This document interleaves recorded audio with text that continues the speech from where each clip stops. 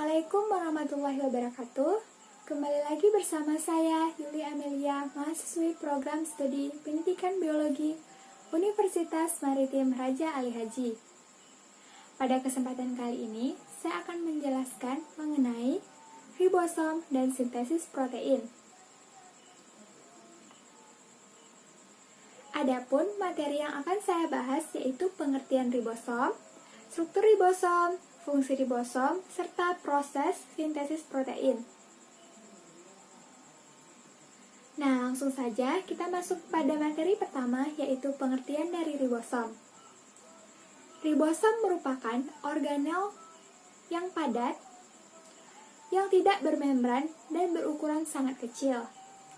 Nah, ribosom ini tersusun atas sebagian besar RNA, yaitu sekitar 60%, dan protein sebesar 40%. RNA ribosom ini disintesis di dalam nukleolus inti sel dan diekspor serta difungsikan di sitoplasma. Nah, pada dasarnya ribosom eukariot ini lebih besar dibanding ribosom prokariot. Selanjutnya, materi yang kedua yaitu struktur dari ribosom. Jadi terdapat dua macam persebaran butiran nukleoprotein pada permukaan ribosom. Yang pertama, tersebar bebas pada sitoplasma yang disebut ribosom bebas. Nah, ribosom ini berperan dalam sintesis enzim.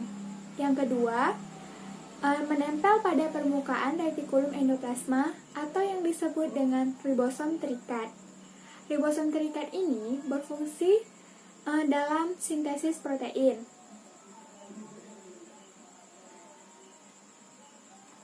Nah, selanjutnya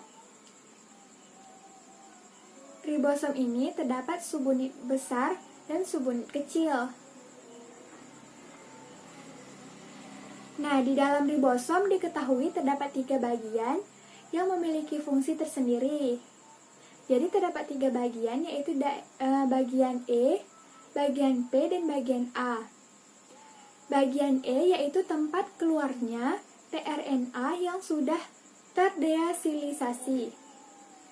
Bagian P yang kedua yaitu tempat pengikatan tRNA yang membawa rantai polipeptida yang sedang tumbuh. Nah, yang ketiga yaitu bagian A sebagai tempat pengikatan tRNA yang membawa asam amino yang akan ditambahkan pada rantai polipeptida. Nah, selanjutnya materi ketiga yaitu fungsi dari ribosom. Ribosom ini berfungsi sebagai alat untuk sintesis protein. Nah, ribosom yang bekerja mensintesis protein berada dalam suatu unit, yakni gabungan antara subunit besar yang saya jelaskan tadi dan subunit kecil. Nah, kedua subunit tersebut berhubungan dalam satu ikatan yang distabilkan oleh ion magnesium. Ribosom dapat melakukan sintesis protein dengan tepat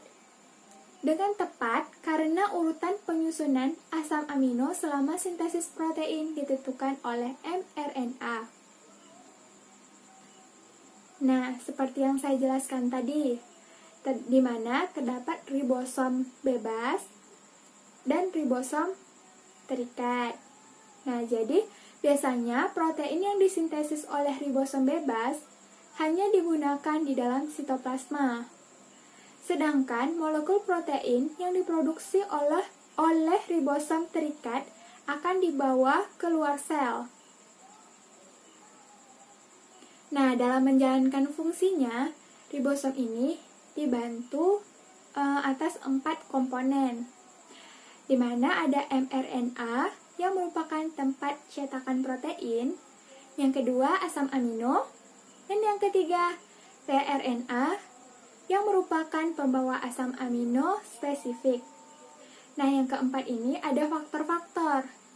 Faktor-faktor ini terdiri dari 3. Yang pertama, faktor inisiasi, yang kedua, faktor elongasi, dan yang ketiga, faktor terminasi. faktor inisiasi yaitu mengawali pembentukan rantai peptida. Yang kedua yaitu pemanjangan rantai peptida atau elongasi. Yang ketiga yaitu terminasi, di mana penghentian pemanjangan rantai peptida dan mengakhiri sintesis protein.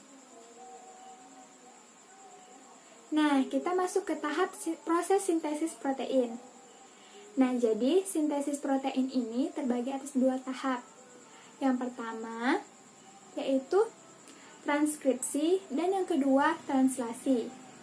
Nah, di mana proses transkripsi ini mengubah DNA menjadi RNA.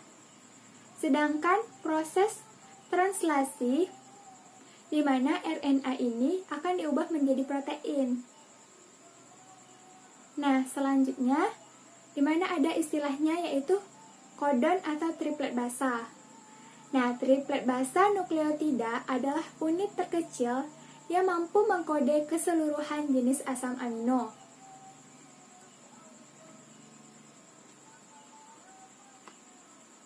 Nah, selanjutnya masuk kepada transkripsi. Nah, tadi transkripsi di mana mengubah DNA menjadi RNA. Nah, pada transkripsi ini terbagi atas 3 tahap, di mana ada inisiasi, elongasi, dan terminasi. Nah, tahap inisiasi, di mana RNA polimerase terikat pada untai DNA yang disebut promoter, yang ditemukan di dekat awal dari suatu gen. Nah, setiap gen mempunyai promoternya sendiri. Nah, setelah terikat, RNA polimerase memisahkan untai ganda DNA, menyediakan template atau cetakan untai tunggal yang siap untuk ditranskripsikan. Selanjutnya ada tahap elongasi, yaitu tahap pemanjangan. Nah, satu untaian DNA atau untaian cetakan bertindak sebagai cetakan untuk digunakan oleh enzim RNA polimerase. Nah, sambil membaca cetakan ini, RNA polimerase membentuk molekul RNA keluar dari nukleotida. Nah, membuat sebuah rantai yang tumbuh dari arah 5 menuju arah 3. RNA transkripsi membawa informasi yang sama dari untaian DNA non-template. Selanjutnya ada terminasi, di mana urutan ini memberikan sinyal bahwa RNA telah selesai. Nah, setelah ditranskripsikan, RNA polimerase melepas hasil transkripsi RNA. Nah, selanjutnya masuk ke proses translasi, di mana terdapat 3 tahap juga, di mana inisiasi, elongasi, dan terminasi. Nah, pada inisiasi di translasi diawali dengan pengumpulan mRNA, tRNA yang membawa asam amino pertama, dan 2 subunit ribosom. Nah, subunit ribosom kecil ini mengikat mRNA dan tRNA yang membawa asam amino metionin, kemudian subunit ribosom besar menempel. Nah, selanjutnya ada tahap pemanjangan, elongasi, rantai polipeptida. Nah, di sini mRNA dibaca 1 kodon sekali. Nah, dan asam amino yang sesuai dengan kodon ditambahkan ke rantai protein. Nah, selama elongasi ini, tRNA bergerak melewati situs A, P, dan E dari ribosom. Nah, proses ini diulang terus-menerus sampai kodon baru dibaca dan asam amino baru ditambah ke rantai. Selanjutnya, tahap terakhir dari translasi yaitu terminasi translasi atau yang dimana rantai polipeptida dilepaskan.